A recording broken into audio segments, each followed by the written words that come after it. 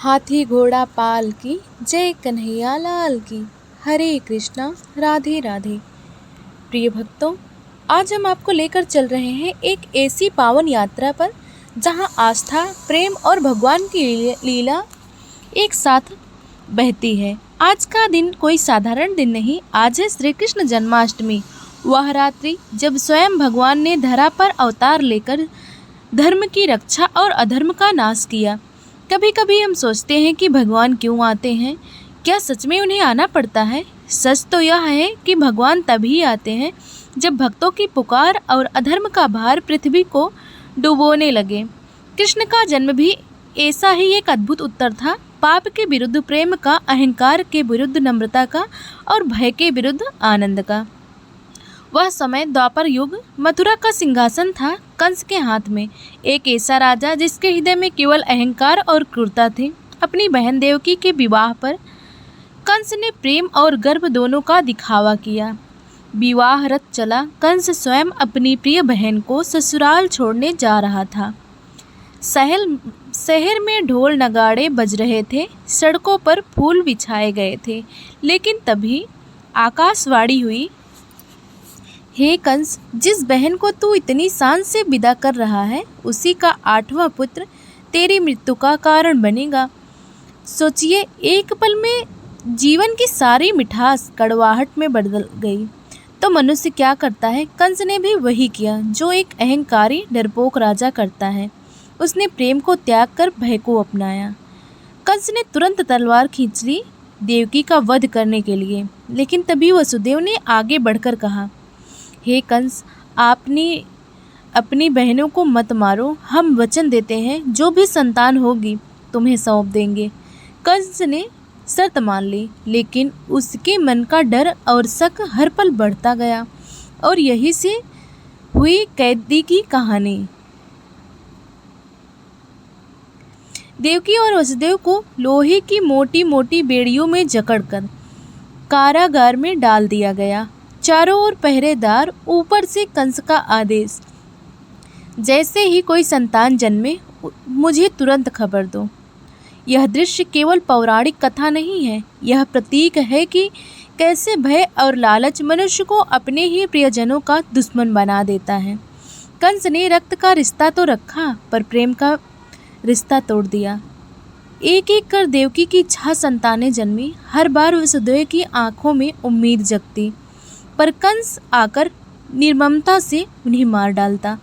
कारागार का हर कोना माँ बाप के रोने की आवाज़ से भर जाता। 7वीं संतान बलराम योग माया के प्रभाव से रोहिणी के गर्भ में स्थानांतरित हो गए। देवकी का गर्भ खाली हो गया और कंस को लगा कि कुछ गड़बड़ है, लेकिन वह यह लीला नहीं समझ पाया।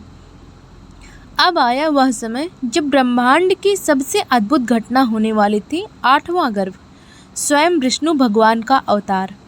भाद्रपद मास की अष्टमी तिथि, मध्यम रात्रि का समय, जब चारों ओर घोर अंधकार था, तभी कारागार में एक दिव्य प्रकाश फैल गया। भयंकर जंजीरें अपने आप खुल गई, दरवाजे की किवाड़ें अपने आप खुल गईं और पहरेदार गहरी नींद में सो गए। विष्णु रूप में भगवान, हे वासुदेव, हे देवकी, मैंने तुम्हें कई जन्मों तक तपस्या करते हुए देखा है। आज तुम्हारे गर्भ से मेरा अवतार हुआ है। मेरा यह स्वरूप मथुरा में नहीं रहेगा। तुम मुझे गोकुल में यशोदा के पास पहुंचा दो और उनकी पुत्री को यहाँ ले आओ।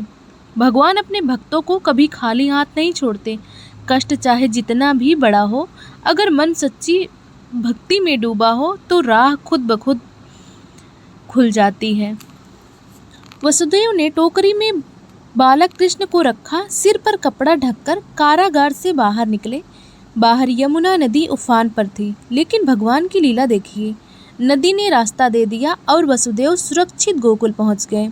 गोकुल में उसी समय यशोदा के घर एक कन्या ने जन्म लिया था। वसुदेव ने बालक कृष्ण को वहां सुला दिया, कन्या को उठाया और वापस मथुरा आ गए।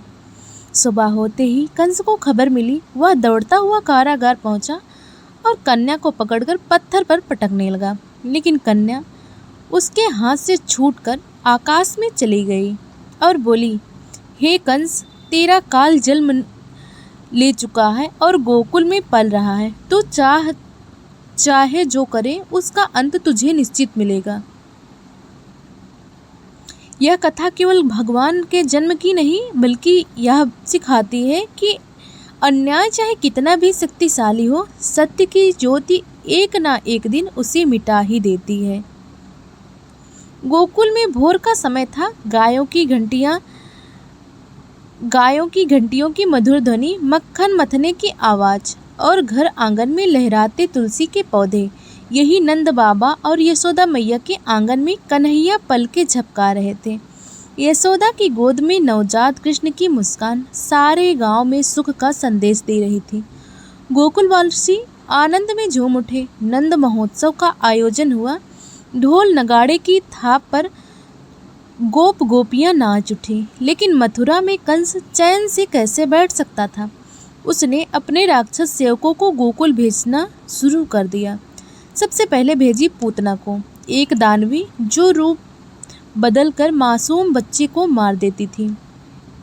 पूतना ने एक सुंदर स्त्री का रूप धारण किया, सुगंधित वस्त्र पहने और गोकुल में प्रवेश किया। यशोदा उस समय घर के कार्य में व्यस्त थी। पूतना ने धीरे से कन्हैया को गोद में उठाया और अपने विष भरे स्तनों से दूध पिलाने लगी। परंतु यह कौन सा साधारण बालक था। कृष्ण ने उनके जीवन को खींच लिया। एक भयंकर चीख के साथ पूतना अपने असली रूप में आ गई और धराशायी हो गई।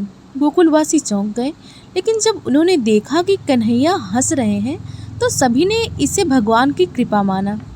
एक दिन नंद बाबा के आंगन में एक पुराना बैलगाड़ी का पहिया रखा था। कन्हैया पालने में थे और गोपियां महोत्सव में व्यस्त थी। उसी समय सक्टासुर नामक राक्षस उस पहिए में प्रवेश कर छिप गया।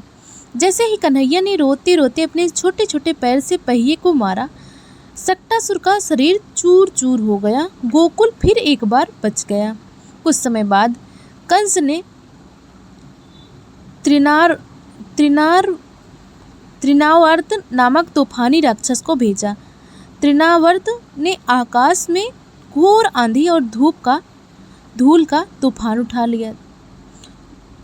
गोकुलवासी कुछ देर देख ही नहीं पा रहे थे और तभी उसने कन्हैया को उठाकर आकाश में उड़ना शुरू कर दिया। लेकिन जैसे जैसे वह ऊपर गया, कन्हैया का भार बढ़ता गया, इतना कि तृणावर्त थक कर गिर पड़ा और उसका अंत हो गया। दिन बीत गए। कन्हैया की शरारतें बढ़ने लगी।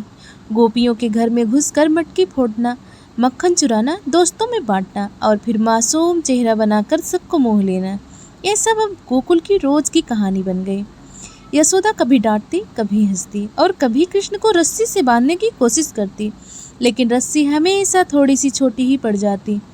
गोकुल के पास यमुना नदी में कालिया नामक एक विशालकाय नाग का आतंक था। उसका विष पूरे जल को जहरीला बना चुका था। एक दिन खेल खेल में कन्हैया नदी में कूद पड़े। गोकुलवासी भय से कांपने लगे, लेकिन तब भी उन्होंने देखा कन्हैया कालिया के फनों पर चढ़कर नृत्य कर रहे हैं।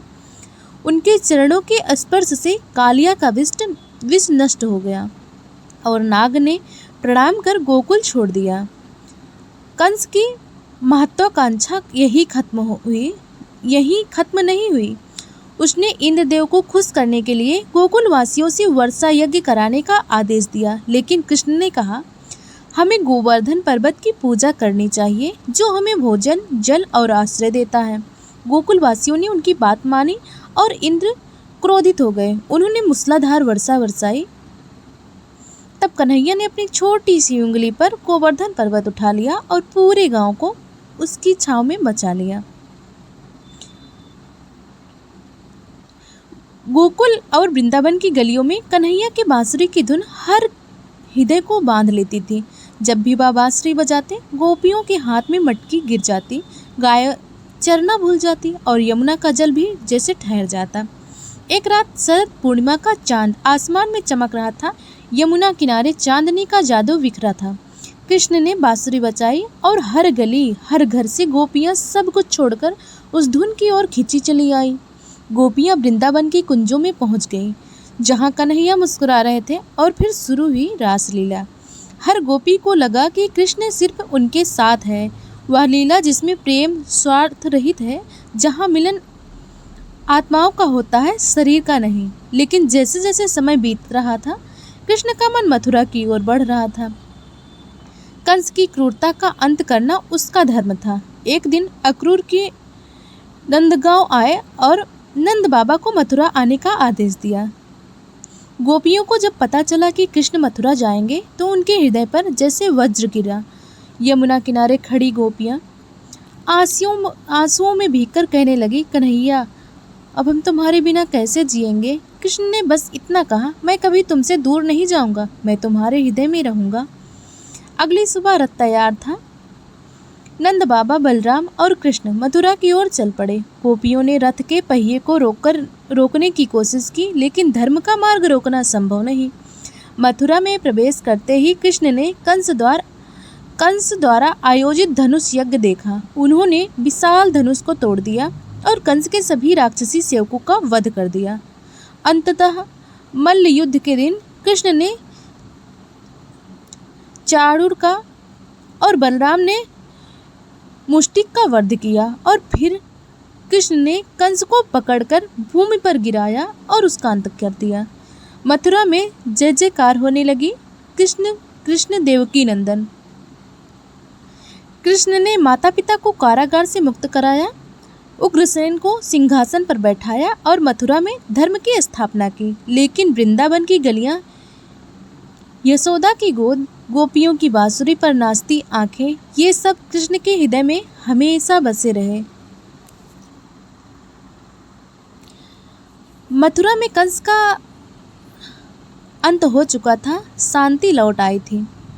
लेकिन श्री कृष्ण की लीला यहीं समाप्त नहीं हुई थी। उनका जीवन केवल राक्षसों का वध करने के लिए नहीं था, बल्कि मानवता को धर्म और प्रेम का संदेश देने के लिए था।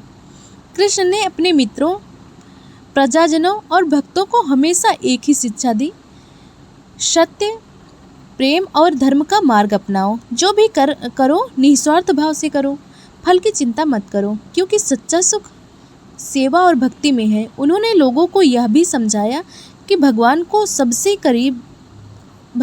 सबसे करीब वही है जिसका हृदय स्वच्छ, कर्म निष्कलंक और मन प्रेम से भरा हो। भाद्रपद मास की कृष्ण पक्ष की अष्टमी को अर्धरात्रि में जब श्री कृष्ण का जन्म हुआ, तब से यह दिन भक्तों के लिए उत्साह बन गया। जन्माष्टमी केवल एक पर्व नहीं, बल्कि यह हमें याद दिलाती है कि जब जब अन्याय बढ़ता है, भगवान किसी न किसी रूप में आते हैं। इस दिन उपवास करना, पूरे दिन भजन कीर्तन करना और मध्य रात्रि में भगवान श्री कृष्ण का जन्मोत्सव मनाना भक्ति को गहराई से अनुभव करने का अवसर देता है। पूजा विधि है, सुबह जल्दी उठकर स्नान करें, घर को स्वच्छ करके तुलसी और आम्रपत्र से सजाएं, पूजा स्थल पर बाल गोपाल का झूला तैयार करें, फूल, फल, माखन, मिश्री, पंजीरी और पंचामृत चढ़ाएं। दिन भर भगवान के भजन गाएं, भगवान कथा सुने और रात 12 बजे नंद की आनंद भयो जय कन्हैया लाल की के साथ भगवान का जन्मोत्सव मनाएं। बाल गोपाल को पंचामृत से स्नान कराकर नवीन वस्त्र पहनाएं और प्रसाद बांटें। जन्माष्टमी की रात केवल मंदिर में नहीं, बल्कि हर भक्त के दिल में उजाला भर देती है।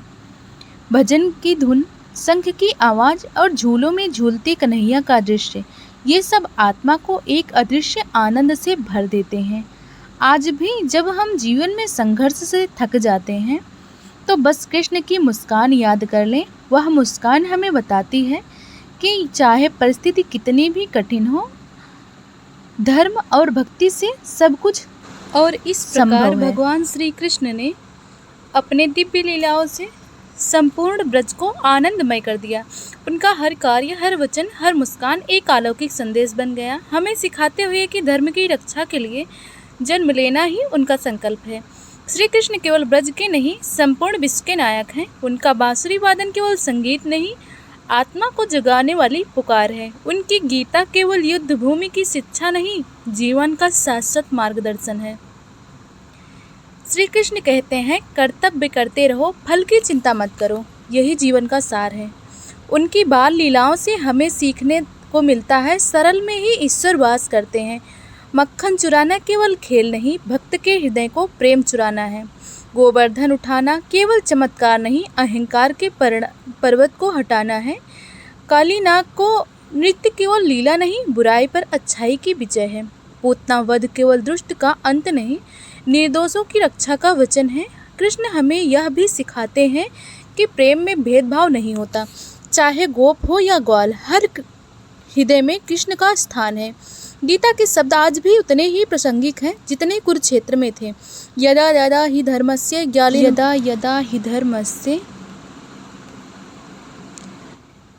ग्लानिर्भवति, जब जब धर्म की हानि होगी मैं अवतार लूँगा। यह वचन केवल एक युग के लिए नहीं, सभी युगों के लिए है। हमें भी कृष्ण के भक्त बनकर सत्य और प्रेम का मार्ग अपनाना चाहिए। भक्ति में कोई छोटा या बड़ा नहीं होता। कृष्ण का प्रेम सबके लिए समान है। उनकी बांसुरी की धुन हमें बुलाती है, आओ मेरे पास आओ, और जब हम जाते हैं तो पाते हैं वही हमारा अपना है। श्री कृष्ण के बिना ब्रज सूना है और भक्त के बिना कृष्ण का हृदय सूना है। उनका जन्म केवल मथुरा में नहीं हुआ, हर भक्त के दिल में होता है। जब जब हम प्रेम करते हैं, करुणा दिखाते हैं, क्षमा करते हैं, उसी क्षण हमारे भीतर कृष्ण मुस्कुराते हैं। जन्माष्टमी केवल उत्सव नहीं, आत्मा का जागरण है। दीप जलाना केवल परंपरा नहीं, अज्ञान के अंधकार को मिटाना है। उपवास करना केवल व्रत नहीं, आत्मा को संयम में लाना है। झूला सजाना केवल खेल नहीं, कृष्ण को अपने जीवन में आमंत्रित करना है। भजन गाना केवल स्वर नहीं, हृदय की भाषा है। कृष्ण कहते हैं मैं तुम्हारा हूँ, सदैव तुम्हारा रहूँगा, और भक्त कहता है तुम ही मेरे जीवन की आधार हो। श्री कृष्ण की कथा यहीं समाप्त नहीं होती, यह तो हर दिन हर क्षण जीवित रहती है। जब हम सच बोलते हैं तब कृष्ण हमारे साथ होते हैं। जब हम बुराई के खिलाफ खड़े होते हैं तब कृष्ण हमारे भीतर होते हैं। जब हम प्रेम बांटते हैं तब कृष्ण मुस्कुराते हैं। इसीलिए कथा के अंत में यही संदेश है, कृष्ण को केवल सुनो मत, अपनाओ। उनकी गीता को केवल पढ़ो मत, जीवन में उतारो। उनकी बांसुरी को केवल सुनो मत, अपने दिल में बजने दो। उनकी लीला को केवल देखो मत, अपने प्रेम से डूब जाओ। उनके प्रेम से डूब जाओ, यही भक्ति है, यही मुक्ति है। जब हम कृष्ण को पाते हैं तो सब कुछ पा लेते हैं, और जब कृष्ण हमारे साथ होते हैं तो कोई भय नहीं रहता। उनका नाम ही संजीवनी है, उनका स्मरण ही शक्ति है, उनका प्रेम ही आनंद है। जन्माष्टमी का उत्सव मनाते समय याद रखें, यह केवल कृष्ण का जन्म नहीं, हमारे भीतर ईश्वर का जन्म है। और जब यह जन्म होता है तो जीवन धन्य हो जाता है। जैसे यशोदा माँ ने कृष्ण को गोद में लिया, वैसे ही हमें भी प्रेम से अपने दिल में बिठाना है। जैसे नंद बाबा ने उनके जन्म पर हर्ष मनाया, वैसे ही हमें भी भक्ति में आनंदित होना है। जैसे गोपियों ने कृष्ण के लिए गीता गाए, वैसे ही हमें भी नाम संकीर्तन में डूबना है। जैसे सुदामा ने मृतता निभाई, वैसे ही हमें भी सच्चे प्रेम को निभाना है। जैसे अर्जुन ने गीता का संदेश सुना, वैसे ही हमें भी धर्म के मार्ग पर चलना है। यह कथा हमें केवल आनंद नहीं देती, बल्कि जीवन का मार्ग भी दिखाती है।